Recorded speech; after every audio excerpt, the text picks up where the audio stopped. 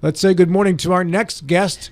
You know her as the first lady of the city of Martinsburg. I know her as the lady who grew up in my wife's suburb and had my father-in-law as a principal some time ago, Dana Knowles. Good morning, Dana. Good morning. How are you? I'm pretty good. Good. I got no complaints. Good. Yeah. You wear a few different hats. You're a major volunteer for CCAP, Loaves and Fishes.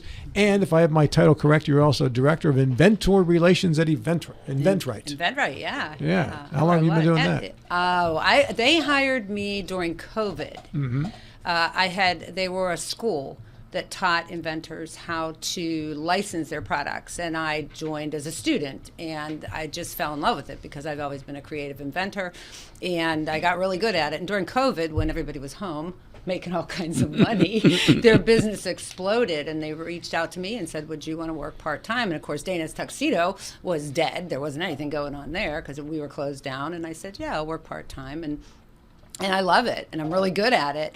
And I had been dabbling in wanting to sell Dana's Tuxedo, and after COVID kind of broke, and Dana's Tuxedo was up and running, I asked my manager, Rusty, if he wanted to buy Dana's Tuxedo, and he said yes. And then I went over to InventRight full-time. Well, that's cool. And you're also an inventor. Someone said to me the other day, I ordered a shower caddy online. I immediately thought of you. Yeah. Well, you know what? It's funny because I speak at a lot of inventors groups, and my opening line is, you are all going to be thinking of me next time you're in the shower. I get their attention right away. What do you mean? And then I go into the whole story of how I, learned how to license it, and it went to the market and collecting royalties and basically getting what we call mailbox money, meaning I've done all the back end work. I passed it off to a company. They're doing all the heavy lifting, and I'm just collecting a check every 3 months. Now, is that invention now in somebody else's hands, or do you still continue to get money from that? It is. I do not continue to get money for that invention. It was ripped off by a Chinese company, which is, it's normal. It's, you can have a patent. You can spend tens of thousands of dollars for a patent. And what a patent does is give you the right to go sue someone if they knock your product off. But if you have a company that's on the other side of the world that knocks your product off, or a large company that duplicates your product, you will spend hundreds and hundreds of thousands of dollars in lawyer fees. What is from Shark Tank, what is a utility patent? Okay, a utility patent, there's two kinds of patents. Well, there's three. A utility patent, a design patent, and then I think it's called a plant patent. So a utility patent is when you're protecting the utility. How does this work? Okay, basically, how does it work? How does it function? What's the insides of it? What does it do? The design patent is the design of it. The design, it's how it looks. And then a plant patent, of course, is, plants. But that's the difference between that. And then previously to getting a utility patent, the regular person could go and apply for what's called a provisional patent application. It's a pretty easy, you're just basically telling a story about your product. This is the problem as I see it. This is my product, and this is how my product solves the problem. And a regular person can file that. It's like $65 at the USPTO. You can file it online. And what that does is give you PPA, patent pending status. So, did you ever see anything that says patent pending? That means that they've filed something, and you have a year to kind of fish. That's what we teach our students. You have a year to kind of fish it out and see if there's any interest before you want to go and spend tens of thousands of dollars. And a patent itself doesn't cost a lot of money. The USPTO is not going to charge you tens of thousands of dollars. Your lawyer is going to charge you tens of thousands of dollars, and really it just depends what lawyer you get and how much their hourly billing rate is. Yeah, and that's so because the lawyer has to check and see whether or not somebody else somewhere has gotten a patent for something so similar that you could be accused of being a knockoff. So how long, the closest I come to this is copyright, and copyright lasts for my life plus 70 years. Yeah. So how long does a patent last? 20 years. Just 20? 20 years, yeah. And if there's for some reason manual typewriters in my mind, because you get the utility of how the keys do the thing, and then there's what's the design. The design, which is how Smith Corona and they can all have their own product, right? Because suppose I just know how to make a better key, right? There's some component in there that, wow, I can make that better. Is that a whole different patent, or do I have to work through? I'm not really sure because that's a legal term, a legal question, and I don't want to respond to that if I don't know the answer to that. But you may be able to get a patent on that particular functionality of the way the keys work. If it's In other words, like on the G key. Yeah, that gets worn out. The G key. We use the G key gets worn out. Yeah, there's a lot of legalese stuff that I honestly, I've been to the USPTO so many times, the United States Patent and Trademark Office, to listen to speakers, and I'm telling you what, when they start getting into patent stuff, I like glaze over. It doesn't interest me. I'm more about, in my job, about talking to companies and presenting our clients' products to companies. So what do you do? What do I do? I mean, what does that mean? That you just said? Okay. I'm going to, and I think we've talked about this before, but this is so cool. So say you came up with a new product. You came up with, I'll just use a shower caddy. Came up with a new shower caddy. And you're like, okay, I got this great product. I can't find anything like it out there. It solves a problem. Okay, great. Now what do I do with it? Well, that's where you bring it to us. We evaluate it. We look on the market, make sure there's nothing out there. And then we present your product to companies on your behalf. So we research companies that are in that industry. We look at materials. We look at price point. Because if your shower caddy is going to cost $10 and the company only sells products that are over $100, then they're probably not going to take on a $10 product. Do you look into the manufacturing process too? We do not, because when you license your product, so we present the product to a company, and we need to hone down and who we need to talk to in that company. So there's a lot of research that goes into what we do on behalf of a client. We find that person who is the decision maker. Usually that may be the CEO of the company or somebody in product development or some other VP, C-level, suite level, person. And we present your product. We make what's called a sell sheet. A sell sheet is a one-page kind of introduction of your product. It's a PDF we send to the company. If a company says, yeah, we really like this, they're going to go get manufacturing quotes. They're going to look at how are we going to package this? What are we going to call it? Where are we going to sell it? They're going to look at their cost. So, and then you enter into an agreement. If they like it enough and all the numbers work, you enter into an agreement with that company, and that company is going to do all the manufacturing. They're going to do all the packaging. They're going to put it under their brand. So a lot of times we have inventors come to us and they've already got a trademark for it, or they've got a name for it. And we say that's really kind of useless because your trademark is unknown. Nobody knows who you are. So you want to put it under, some bigger company that has, a ton of distribution that's in every Walmart across the world or across the country. And then the company takes care of all of that. And then once your product starts to sell, that company will cut you a check every 3 months. Usually contracts are about 5 years, but you have a rollover clause in the contract that it can go into another 5 year. My contract went into the second 5-year term. The company I licensed it to went bankrupt, unfortunately, but by that time the product was already knocked off and selling on Amazon. Now, if it's not patented yet, and you go through that process, is that an invitation? The company says, wow, this is a really great product. Let's make it ourselves, and then hand the idea back. You know what? That's a question we get all the time because inventors are so scared that their products are going to be stolen. But companies who are open to outside innovation, that's what we call it, they open up their doors. We want your ideas. We have a group of, 10 people back here, racking their brain to come up with new ideas. Well, wait, but we have a whole world out there of new ideas.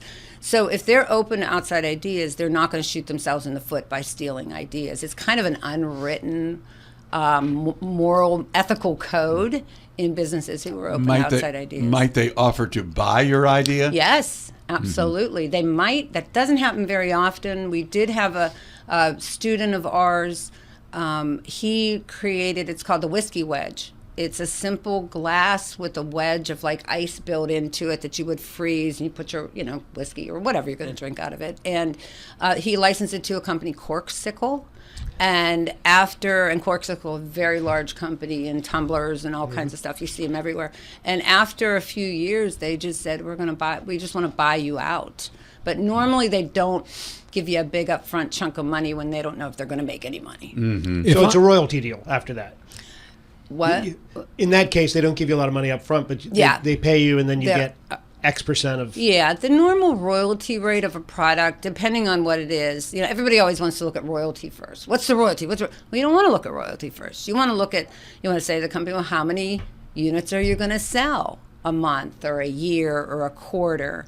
And okay, let's and how much are you going to sell it for? Like, say my shower caddy sold for $10. They were probably wholesaling it for $5. Half, you just kind of generally cut the number in half. And so I could figure that I was going to make a 5% royalty off of $5, which isn't very much money, but if they're selling 100,000 units a year, doing the math, hey, free money's free money, right? When you're opening up your mailbox and you're like, got a check for $3,000 or something, it's like, well, that was cool. But so you don't look at the royalty rate first. You look at how many units are they going to sell and what are they going to sell it for? What's the wholesale cost? Because you're making the royalty off of the wholesale. And then you do the math. So you could have a company over here that says, company A says, well, we're going to sell, I'm going to just make the number smaller, 100 units, and we're going to give you an 8% royalty. But this company over here is going to sell 50,000 units, and we're only going to give you a 3% royalty. You do the math, you're taking the 3% royalty. And then there's minimum guarantees in the contract that holds the company accountable that they are going to produce. They just can't sign the contract and then hold on to it. In a certain amount of time, they are going to produce or show that they're moving forward. It's remarkably like the publishing industry. Probably, yeah, like I'm sure it identical. is. Yeah. So, I'm sure it is. Dana, is that a pretty typical percentage of what you might get on the wholesale in the business? 5% is a pretty typical. That's pretty standard. Some companies offer a little bit more. It also depends on the price. If you have a product that's just a little widgety thing that's, it's going to, like the fidget spinner or something like that, it's only going to sell for $1. You might only get a 1% royalty, but they're going to sell millions of them. And so your royalty would be lower, but 5% on an average, $20 product is pretty reasonable. For your particular case with the shower caddy, once you got it arranged to sell through the distributor and such, can you still stand on a street corner and go, hey, shower caddy's out of the trunk of my car, $7, they're $10 online, I'll sell them to you for $7. I could, but the whole point of licensing is having somebody else do that for you. But so legally, you're not forbidden from doing that. I'm not forbidden from doing that. Now, does InventRight, is that the name of the company? InventRight. Does InventRight get a spiff too from every unit? No, we do not. No, Okay. we've never taken a royalty from any of our students or our clients. We have two types of individuals that come to us. People who want to learn how to do it, and we hold their hand through the process for 9 months. And then we have the other type of inventor that says, I don't want to do that. I just want to hire you to do it. And they hire us to do it, and we don't take any royalties at all. That's where you're different. Your business is different than mine. Whereas your business, they always take a chunk. Everybody takes a chunk. No, we don't. We just charge a flat fee. I mean, for our, what we call the Gateway program, that's where the inventors come to us. We vet all the products. They have to go through an application process, and we need to make sure that they have, a working prototype. And prototypes are interesting too, because a lot of people don't understand them. Some people think a prototype has to be something that looks like it's going to be bought on the store shelf. And there's a works like prototype, looks like prototype, works like looks like prototype. But mostly we want to see it work. We want to see it working. What does it do? We don't care if we call it Frankensteining it together. We don't care how it looks. We want to see, does it do what you are verbally telling us it does? Because a lot of people come to us with these grand ideas and we're like, okay, well, show us. Oh, I don't have anything. Well, then we're not taking on as a client, because the company we pitch it to is going to have those questions. Did you literally sew yours together yourself? I did, yeah. I sent this is crazy. I reached out to, of course, it was in housewares, so there's a lot of companies I can reach out to. So I had about 80-some companies on my list, and I was just a student, so I was doing this myself. And you get really good when you get experiential learning. Like when you're doing it, you learn a lot. And I reached out to 83 companies. 30 of those companies never responded to me, even after numerous follow-ups, just ghost, right? 52 of those companies saw my sell sheet. 3 of them wanted the prototype to look at, and they looked at it, and then they said no. So 52 companies said no, and the 53rd company said yes. And that's the company that licensed my product. It's the only one you needed. I only needed one, but thank goodness that I didn't quit at number 20 or 30. But you know how many times I wanted to quit? Oh, It's like getting, especially if a company says, yeah, send me over the sales sheet. Oh, we'd really like to see the prototype, and ship it off. You think, this is the one. And then they come back and say no. It's like, oh, getting kicked in the gut. Yeah, that's the punchline for a speech they often Yeah. do, and that's that failure cannot be inflicted; it has to be declared. Yeah. You know, Yeah.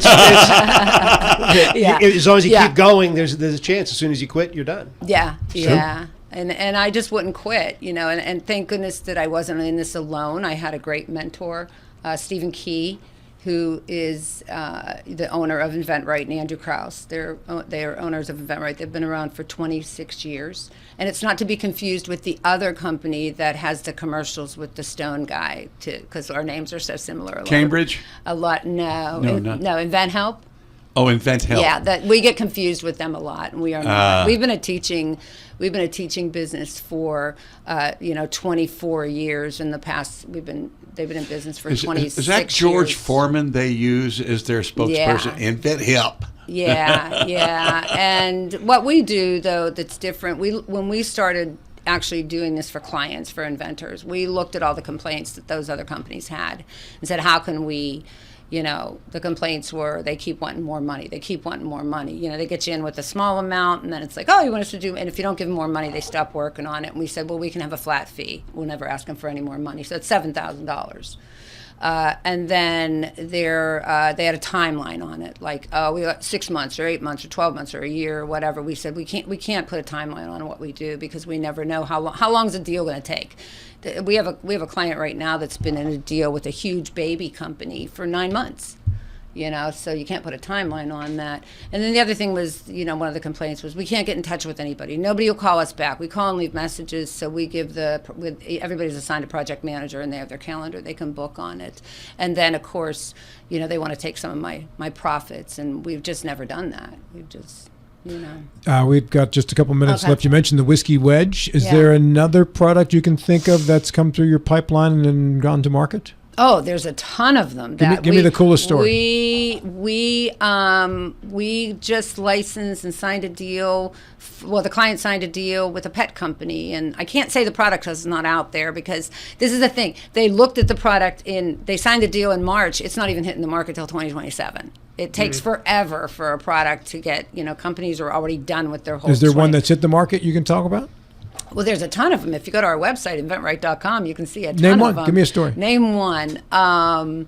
There is the push and hang. So it hangs pictures.